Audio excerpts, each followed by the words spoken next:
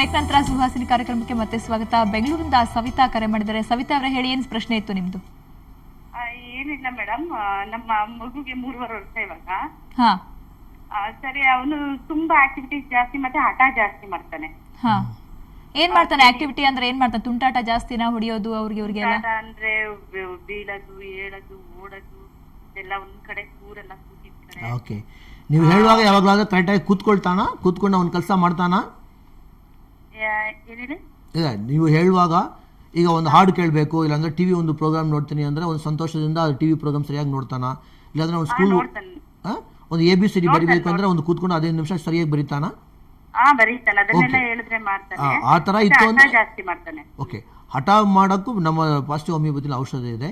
ತುಂಬ ಕೋಪ ಮಾಡೋದು ಅದು ಬೇರೆ ಥರ ನಾವು ಟ್ರೀಟ್ಮೆಂಟ್ ಮಾಡ್ಬೋದು. ಮತ್ತು ADHD ಅಂತ ನಾವು ತೀರ್ಮಾನ ಮಾಡೋಕ್ಕೆ ಹೇಳಿದ್ನಲ್ಲ, 6 ತಿಂಗಳು ಇಂದ ಇದು ತುಂಬ ಒಂದು ಮಗುವಿಗೆ ಒಂದು 7 ವರ್ಷದ ಒಳಗೆ ಇದು ಕಾಣಿಸ್ಕೊಳ್ಳುತ್ತೆ. 7 ವರ್ಷದ ಮೇಲೆ ಇತ್ತು ಅಂದರೆ ಖಂಡಿತವಾಗಿ ನಾವು ಇದು ಮಾಡಬೇಕು. ಎಲ್ಲ ಕಡೆಯೂ ಸ್ಕೂಲ್ನಲ್ಲಿ ಆಗಲಿ, ಮನೆಯಲ್ಲಿ ಆಗಲಿ, ಎಲ್ಲಾದರೂ ಹೊರಗೆ ಹೋಗಾಗಲಿ ಈ ಥರ ಬಿಹೇವಿಯರ್ ತುಂಬ ಹೆಚ್ಚಿತ್ತು. ಯಾರು ಹೇಳೋದನ್ನು ಕೇಳಲ್ಲ, ಇಲ್ಲ ದೊಡ್ಡವರು ಹೇಳೋದನ್ನು ಕೇಳಲ್ಲ, ಇಲ್ಲ ಮೂರನೇ ಮನುಷ್ಯರು ಹೇಳ್ತಾ ಇರುವಾಗ ಕೆಲವರೆಲ್ಲ ಒಂದು ಮರ್ಯಾದೆಯಿಂದ what we call respect behaviour ಅಂತ ಹೇಳ್ತೀವಿ. ಅವರು ಹೇಳಿದ್ರಾದ್ರೂ ಕೇಳಬೇಕು. ಯಾರು ಹೇಳೋದನ್ನು ಕೇಳಲ್ಲ, ಅವನೇ ಮಾಡ್ತಾ ಇದ್ದಾರೆ ಅಂದರೆ 6 ತಿಂಗಳ ಮೇಲೆ ಈ ಥರ ಆ್ಯಕ್ಟಿವಿಟಿ ಇತ್ತು ಅಂದರೆ ಖಂಡಿತ ನೀವು ಬೇಕು. ಇಲ್ಲಾಂದರೆ ನೀವೇನು ಭಯಪಡಬೇಕಾಗಿಲ್ಲ.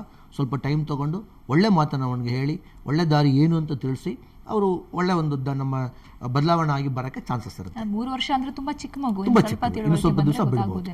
ಈ ಟ್ರೀಟ್ಮೆಂಟ್ ಅಂತ ತಗೊಳ್ಳೋದಾದ್ರೆ, ಟ್ರೀಟ್ಮೆಂಟ್ ಅಂದ್ರೆ ಈ ಮಕ್ಕಳಿಗೆ ಯಾವ ಏಜ್ ಅಲ್ಲಿ ಕೊಡಬೇಕಾಗುತ್ತೆ? ಏನ್ ಟ್ರೀಟ್ಮೆಂಟ್ ಇದೆ ಅಂತ? ಓಕೆ, ಹೇಳಿದ್ನಲ್ಲ, ಫಾರ್ ಎಕ್ಸಾಂಪಲ್ ಟ್ರೀಟ್ಮೆಂಟ್ ಅಂದರೆ ನಾವು ತುಂಬ ಕಾಯಕ್ಕಾಗಲ್ಲ. ಯಾಕಂದರೆ we are talking about a future society of the world, future society of ಮನೆ, ಫ್ಯೂಚರ್ ಆಫ್ ಅವರ್ ಲೈಫ್ ಆಗಲಿ, future of our life, future of ಮಗೂಸ್ life, future of society, because we don't want to produce anti social elements. ಅದರಿಂದ ಆಗುವಾಗ 6 ತಿಂಗಳಿಂದ ಒಂದು ತಾಯಿ ಆಗಲಿ, ತಂದೆ ಆಗಲಿ, ಅಕ್ಕಪಕ್ಕದಲ್ಲಿರೋದು ಡಾಕ್ಟರ್ ಆಗಲಿ, ಟೀಚರ್ಸ್ ಆಗಲಿ, ಇದೊಂದು ಸೊಸೈಟಿ. ಈ ಸೊಸೈಟಿ ಯಾರ ಮಾತು ಕೇಳಲ್ಲ. ಯಾವಾಗಲೂ ಒಂದು ವಿಪರೀತವಾಗಿ ಆ್ಯಕ್ಟಿವಿಟಿ ಇದ್ದೇ ಇದೆ. 6 ತಿಂಗಳ ಮೇಲೆ ಕಾಣಿಸ್ಕೊಳ್ಳುತ್ತೆ. ಇದು ಆ ವಯಸ್ಸಿನಲ್ಲಿ ಇರೋದು ಮಕ್ಕಳಿಗಿಂತ ಹೆಚ್ಚು ಕಾಣಿಸ್ಕೊಳ್ಳುತ್ತೆ ಅನ್ನುವಾಗ ಖಂಡಿತ ಆಗಿ ಇದು ADHD ಅಂತ ಹೇಳ್ಬೋದು. ಈಗ 18 ಲಕ್ಷಣ ಹೇಳಿದ್ನಲ್ಲ, ಇದು ತುಂಬ ಹೆಚ್ಚು.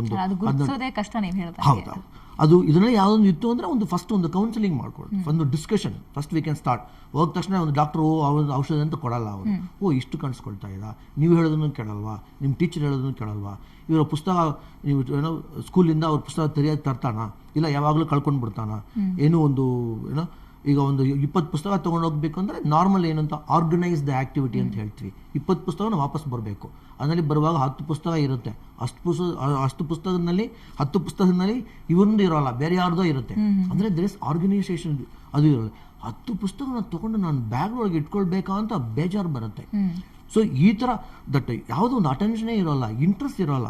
ಏನಾದರೂ ಒಂದು ಮೆಂಟಲ್ ವರ್ಕ್ ಕೊಟ್ಟ ತಕ್ಷಣ ಈ ಮಗುಗೆ ಇಷ್ಟ ಆಗಲ್ಲ.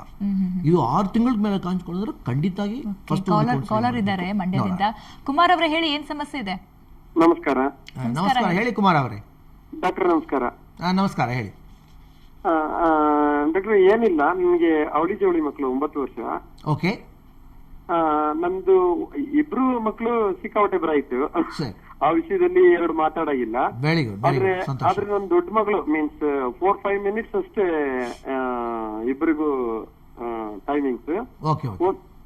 ಓನ್ಲಿ ಥಿಂಗ್ ಇಸ್, ದೊಡ್ಡ ಮಗಳು ಎಲ್ಲದಕ್ಕೂ ಸಣ್ಣ ಪುಟ್ಟದಕ್ಕೂ ಸಿಕ್ಕಾಪಟ್ಟೆನೆ ಕೋಪ ಮಾಡ್ತಾಳೆ. ಸಿಕ್ಕಾಪಟ್ಟೆ ಪ್ರೀತಿಸ್ತಾಳೆ, ಸಿಕ್ಕಾಪಟ್ಟೆ ಎಲ್ಲ ಅಕ್ಕ ತಂಗಿಯರ್ದು ಇಬ್ರದ್ದು ಸ್ವಲ್ಪ ಸಣ್ಣ ಪುಟ್ಟ ಜಗಳ ಇರ್ತದೆ, ಇಬ್ರು ಹೊಂದಾಗ್ತಾರೆ. ಓನ್ಲಿ ಥಿಂಗ್ ಇಸ್, ನಮ್ಮ ಮಾತುಗಳಿಗೆ ಸಿಕ್ಕಾಪಟ್ಟೆನೆ ಕೋಪ ಆಗ್ತಾಳೆ. ಕೋಪ ಮಾಡೋದು ಇದೇನು ದೊಡ್ಡ ಪ್ರಶ್ನೆನೇ ಅಲ್ಲ. ನಾವು ಹೆಮ್ಮೆಯಿಂದ ಪಾಸಿಟಿವ್ ಹೋಮಿಯೋಪತಿನಲ್ಲಿ ಒಂದು ರಿಸರ್ಚ್ ಮಾಡಿ ನಾವು ಏನು ಹೇಳಿದ್ವಿ ಅಂದರೆ, ಇಫ್ ದಿಸ್ ಈ ಹೋಮಿಯೋಪತಿ ಮೆಡಿಸಿನನ್ನು ಹಿಟ್ಲರ್ಗೆ ಕೊಟ್ಟಿದ್ರೆ ಅವನು ವರ್ಲ್ಡ್ ವಾರ್ ಆಗಿರಲ್ಲ ಅಂತ ಹೇಳ್ತೀವಿ. ಆ ಥರ ಒಂದೊಂದು ಲಕ್ಷಣಗಳಿಗೆ ನಮ್ಮ ಒಳ್ಳೆ ಏನು ಸೈಡ್ ಎಫೆಕ್ಟಲ್ಲಿ ಔಷಧ ಇದೆ. ನಿಮ್ಗೆ ಅನುಕೂಲ ಆಯಿತು ಅಂದರೆ ನಮ್ಮ ಭೇಟಿ ಮಾಡಿ.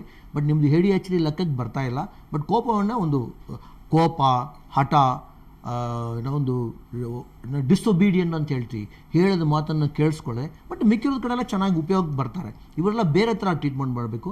ಇದಕ್ಕೂ ನಮ್ಮ ಪಾಸಿಟಿವ್ ಹೋಮಿಯೋಪತಿಲಿ ಔಷಧಿಗಳಿದೆ. ನಿಮ್ಮ ಅನುಕೂಲ ಆಯಿತು ಅಂದರೆ ಭೇಟಿ ಮಾಡಿದ್ರೆ ನಿಮ್ಮ ಮಗುವನ್ನು ಇನ್ನೂ ಒಂದು ಉಪಯೋಗವಾಗಿ ಅವ್ರ ಎನರ್ಜಿಯನ್ನು ಫೋಕಸ್ ಮಾಡೋಕ್ಕೆ ನಾವು ಹೆಲ್ಪ್ ಮಾಡ್ಬೋದು. ಓಕೆ, ADHD ಅಂದರೆ ಹೈಪರ್ ಆಕ್ಟಿವ್ ಇರುವಂಥ ಮಕ್ಕಳು ಯಾವ ರೀತಿ ಇರ್ತಾರೆ, ಅದಕ್ಕೆ ಏನು ಕಾರಣ ತಿಳಿಸ್ಕೊಟ್ರಿ ಸರ್. ಸಮಯದ ಅಭಾವ ಇದೆ, ಈಗ ಇದ್ದಷ್ಟರಲ್ಲಿ ಸಾಕಷ್ಟು ಮಾಹಿತಿ ಕೊಟ್ಟರಿ. Thank you so much.